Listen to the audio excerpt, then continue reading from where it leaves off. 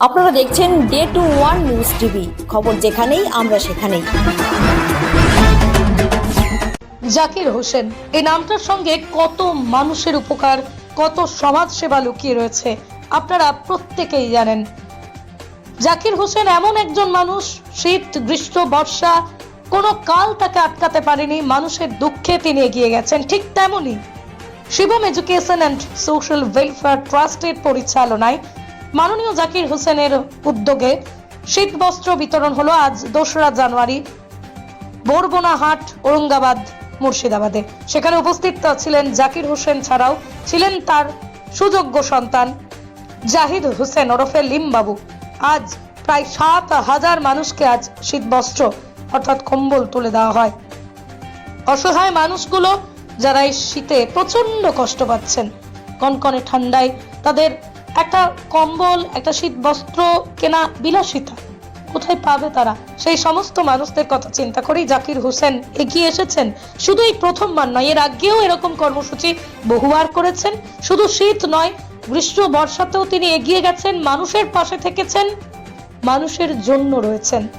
আর এই জাকির হোসেন তিনি বলছেন, মেডিকেল কলেজ হয়েছে, আমি বিভিন্ন দুস্থ মানুষদের কার্ড দেব যাতে তারা ফ্রিতে সব সময় তারা ট্রিটমেন্ট করাতে পারেন। কারণ এই মানুষগুলো যদি কেউ এগিয়ে নিয়ে আসে তাহলে হয়তো সমাজ অনেক দূরে এগোবে। কথায় আছে না, যারা পিছিয়ে আছে তাদেরকে সহযোগিতা করলে, সমানে এলে সমাজে আরো উন্নতি কাজ হবে। আর সেই ধারণা নিয়েই জাকির হোসেন চলেন। জাকির হোসেন তিনি আজ আমাদের সঙ্গে রয়েছেন। তিনি বলেন, আজকে 7,000 মানুষকে দেওয়া হয়েছে এবং আরো অন্যান্য দিক থেকে যদি কোনো মানুষের উপকার করা যায়, সমাজ সেবামূলক কাজ করা যায়, তিনি সেই বিষয় নিয়ে সবসময় ভাবেন। অন্যদিকে তার সুযোগ্য সন্তান জাহিদ হোসেন আমাদের সঙ্গে রয়েছেন। তিনি বলেন, আজ 7,000 মানুষকে বস্ত্র দেওয়া হলো, শীত বস্ত্র বিতরণ করা হলো। এরকম কাজ প্রতি বছরই করা হয়, বছরও তাই।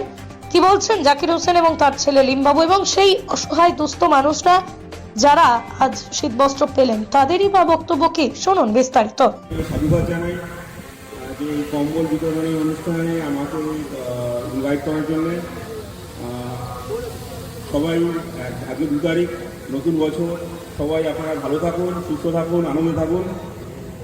শীত বস্ত্র কম্বল যারা পাবেন অনেকে ভালো উপকৃত হবেন। এই ঠান্ডা হাত থেকে বাঁচার জন্য কম্বল খুব কাজে আসবে।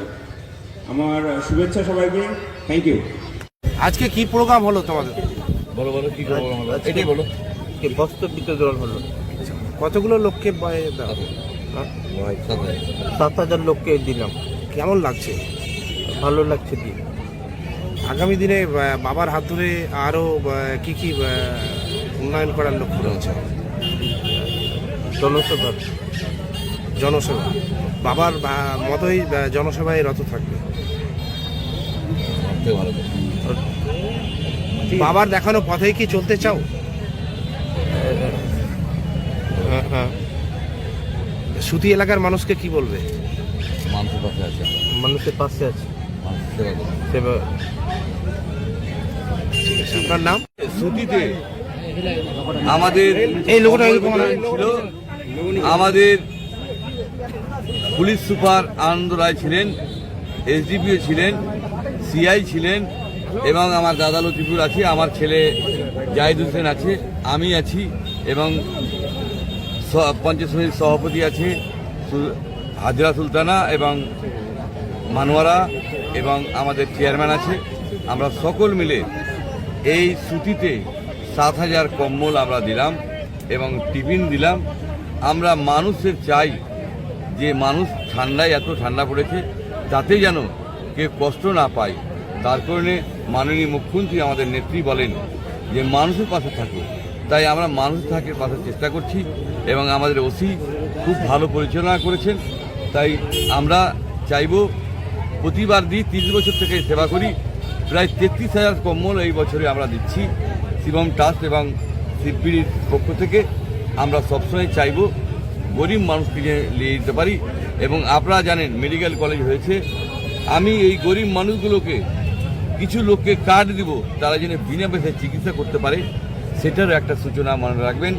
যে মানুষকে জানানো, প্রচার করা এবং মিডিয়া ভাই যারা আছে সকলকে আমি ধন্যবাদ জানাচ্ছি যে আপনারা আমার অনুষ্ঠানে এসেছেন এবং এই আপনারা প্রচার করবেন, আমরা যেন মানুষকে সঠিকভাবে পরিষেবা দিতে পারি এবং প্রতিবার সেবা করতে পারি।